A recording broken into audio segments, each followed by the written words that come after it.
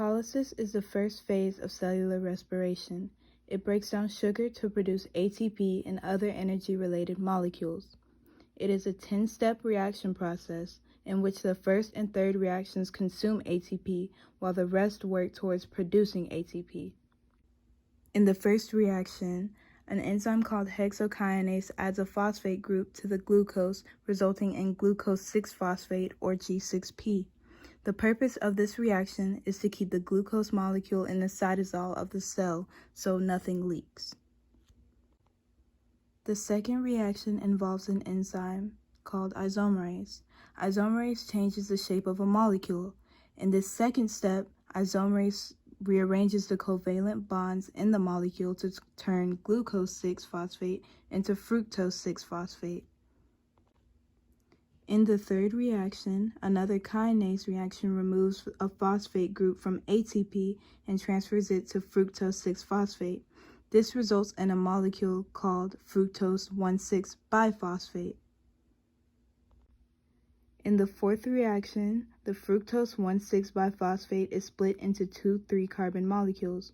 One is already a glyceraldehyde 3-phosphate molecule, or G3P, while the other 3-carbon molecule goes through another reaction to be turned into glyceraldehyde 3-phosphate.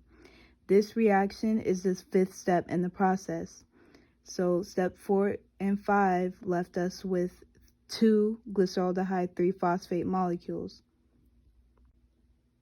In step 6, G3P will become oxidized, meaning it will lose electrons.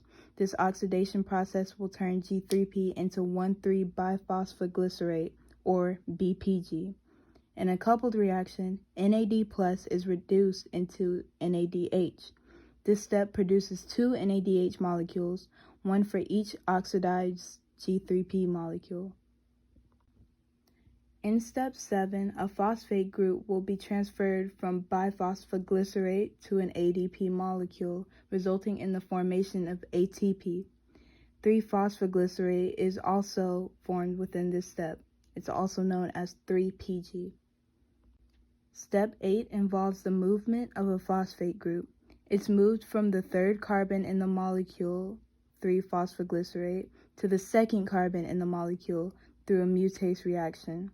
This causes 2-phosphoglycerate to be formed, or 2-PG.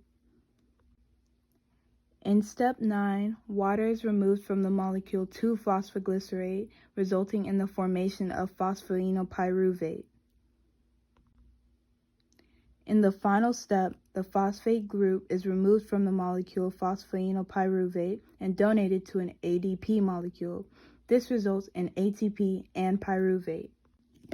So, to broadly put together the reactants and the products in this process, glycolysis uses glucose, a 6-carbon molecule, 2 ATP, and 2 NAD+.